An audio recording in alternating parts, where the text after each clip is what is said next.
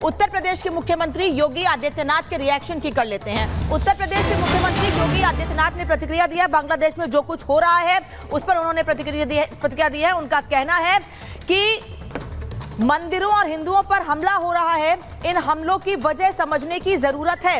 अतीत की गलतियों से सीखना चाहिए। मजबूत सनातन ही संकट का समाधान है, ये कहना है मुख्यमंत्री योगी आदित्यनाथ का। के तमाम पड़ोसी चल रहे हैं, मंदिर तोड़े जा रहे हैं, चुन चुन करके हिंदुओं को निशाना बनाया जा रहा है। और तब भी हम इतिहास की उन परतों को ढूंढने का प्रयास नहीं कर रहे हैं कि इस प्रकार की दुर्भाग्यपूर्ण स्थिति क्यों वहां पर पैदा हुई है, क्यों पैदा हुई है।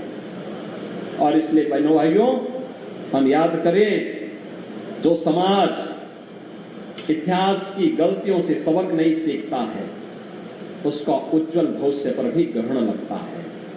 सनातन धर्म पर आने वाले संकट के लिए फिर से एकजुट होकर के कार्य किए जाने की आवश्यकता है। इसके लिए एकजुट होकर के लड़ने की आवश्यकता है। राम मंदिर का निर्माण यह केवल मंजिल नहीं है, एक पड़ाव है और इस पड़ाव को आगे भी निरंतरता देनी है, क्योंकि सनातन धर्म की मजबूती इन सब अभियानों को एक नई गति देता है। देखिए, सनातन के लिए एकजुटता की जरूरत है और सीएम योगी आदित्यनाथ को आप सुन रहे थे। राघवेंद्र इस वक्त हमारे साथ जुड़े हुए सनातन को लेकर के टिप्पणी करते हुए नजर आए। बांग्लादेश को लेकर हम लगातार देख रहे हैं राघवेंद्र कि बीजेपी की तरफ से भी टिप्पणी हो रही है, लेकिन कांग्रेस पार्टी लगातार हम देख रहे हैं कि भड़काने की कोशिश करते हुए नजर आ रही है। पहले सलमान खुर्शीद का जो बयान है वो सामने, उसके बाद में देख रही हूँ कि सज्जन वर्मा ने भी विवादित टिप्पणी की है। देखिए, मुख्यमंत्री योगी आदित्यनाथ अयोध्या से यानी दिगंबर अखाड़े से आज संबोधन कर रहे थे साधु संतों के बीच में, और उन्होंने आज बांग्लादेश पर आज मुख्यमंत्री ने अपनी बात रखी है। उन्होंने कहा कि देखो हमारे पड़ोसी देश में किस तरह का माहौल है, किस तरह से बांग्लादेश जल रहा है और हिंदू वहां पर टारगेट हो रहे हैं। चुन चुन कर हिंदुओं को वहां पर टारगेट किया जा रहा था। मुख्यमंत्री ने सीधा कहा कि अगर आप अपने इतिहास से अगर नहीं सीखेंगे तो आप भविष्य नहीं रह सकते हैं। हिंदुओं सनातन को एक होने की आवश्यकता है और सनातन ही दुनिया को एक अच्छा मैसेज दे सकता है, शांति दे सकता है। इसलिए मुख्यमंत्री योगी आदित्यनाथ ने सनातन पर जोर दिया, लेकिन जो बांग्लादेश में हो रहा है उस पर भी कहीं न कहीं उन्होंने इशारा कर दिया है कि आखिर वह कौन लोग हैं, ऐसा क्यों हो रहा है। इसको जानने और समझने की बात है कि वहां पर हिंदू क्यों टारगेट हो रहा है। वहां पर हिंदू जो भी स्थिति है, मैं कह रहा हूं कि जो चीजें आ रही है, साधु संतों से बात किया हूं, साधु संत आक्रोशित है कि इस पर दुनिया कुछ करे, सरकार कुछ करे। अगर नहीं करेंगे तो हमें क्या त्रिशूलों भाला लेकर सड़कों पर उतरना होगा, हम मजबूर होंगे। आप लगातार बता रहे हैं सीएम योगी आदित्यनाथ की तरफ से क्या कुछ कहा गया। एक तरफ सनातन की बात, सनातन को एकजुट करने की बात, एकजुटता की बात कहते हुए सीएम योगी आदित्यनाथ नजर आए, लेकिन कांग्रेस पार्टी लगातार टिप्पणी कर रही है। सज्जन वर्मा कांग्रेस पार्टी के नेता विवादित टिप्पणी करते हुए नजर आए, कहा कि जो भारतीय जनता पार्टी के नेता है उनकी हालात जैसी होगी। कह रहे थे कि जनता बीजेपी नेताओं के घर में घुसेगी, जैसे कि हमने लगातार देखा पीएम आवास में वहां पर जो प्रदर्शनकारी थे वो घुसे थे। इसी तरह से सज्जन वर्मा जो कांग्रेस पार्टी के नेता वो कह रहे हैं कि बीजेपी नेताओं के घर में भी ऐसी जनता घुसेगी। बीजेपी के करप्शन से लोग परेशान हो गए हैं। हसीना जैसा ही भारतीय जनता पार्टी के नेताओं का हाल होगा। आपको सुनवाते हैं उनकी तरफ से क्या कुछ कहा गया। नरेंद्र मोदी जी, अमित शाह जी, मोहन यादव और कैलाश, सुन लो, कल बांग्लादेश की जनता घुस गई प्रधानमंत्री आवास में। 6 महीने पहले श्रीलंका की जनता घुस गई थी प्रधानमंत्री आवास में। अब तुम्हारे घरों में ये घुसेगी जनता।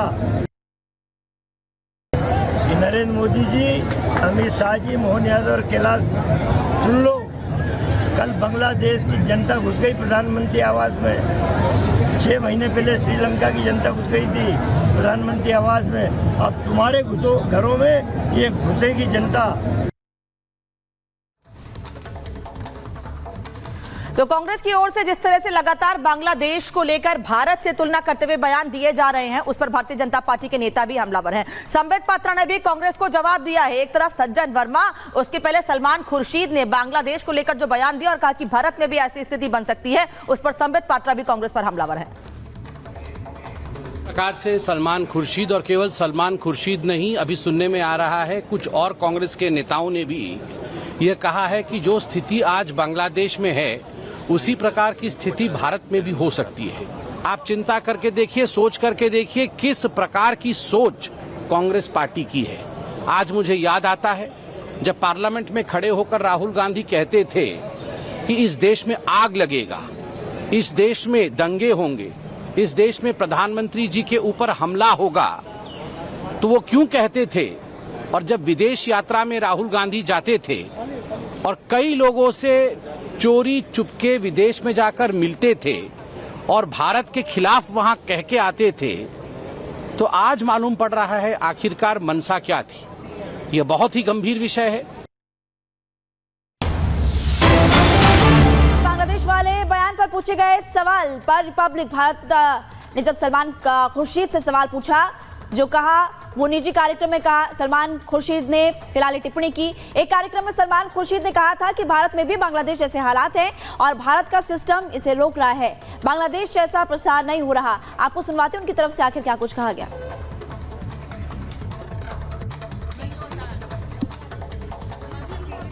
Your own party has distanced itself. No. Your own party has distanced itself from your comment. What do you have to say? Please ask my party.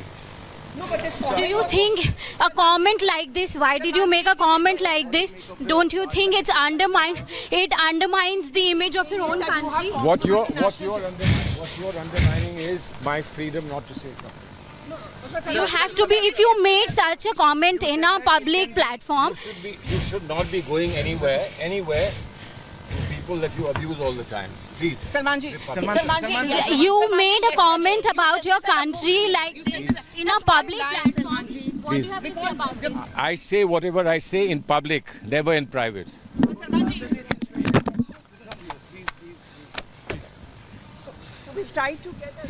So this was the response from Salman Khurshid. He said that he said what he said in the public platform. However, he's not ready to respond.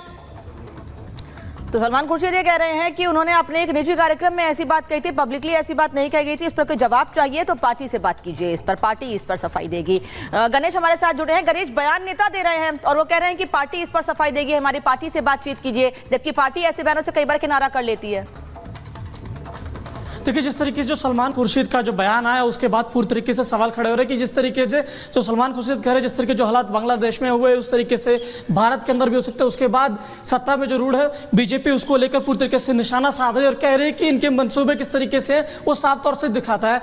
Modi से नफरत करते करते एक तरीके से ये भारत से भी नफरत करते लगे। इस तरीके से बीजेपी के जो तमाम नेताओं का बयान है और लगातार जिस तरीके से ये जो बयान दिया है उसके बाद लगातार सत्तारूढ़ बीजेपी पूरी तरीके से कांग्रेस पर निशाना साध रही है और कह रही है कि इनके मंसूबे किस तरीके से हो सकते हैं। कांग्रेस मुख्य विपक्षी दल होते हुए इस तरीके से अगर उनका एक नेता जो वरिष्ठ नेता है, पूर्व में केंद्रीय मंत्री रह चुके हैं, इस तरीके से वक्तव्य देते हैं तो बहुत बड़ी हैरानी की बात है कि क्योंकि ये देश की सुरक्षा अखंडता के पूरी सवाल के ऊपर ये सवालिया निशान खड़ा करते हैं। एक तरीके से केंद्रीय मंत्री का अगर इस तरीके से कथन आता है, जिस तरीके से जो हमारे जो सहयोगी ने उन्होंने सवाल किया सलमान खुर्शीद से, उनका साफ तौर से जिस तरीके से जो उन्होंने बयान दिया वो साफ तौर से देखने लायक था।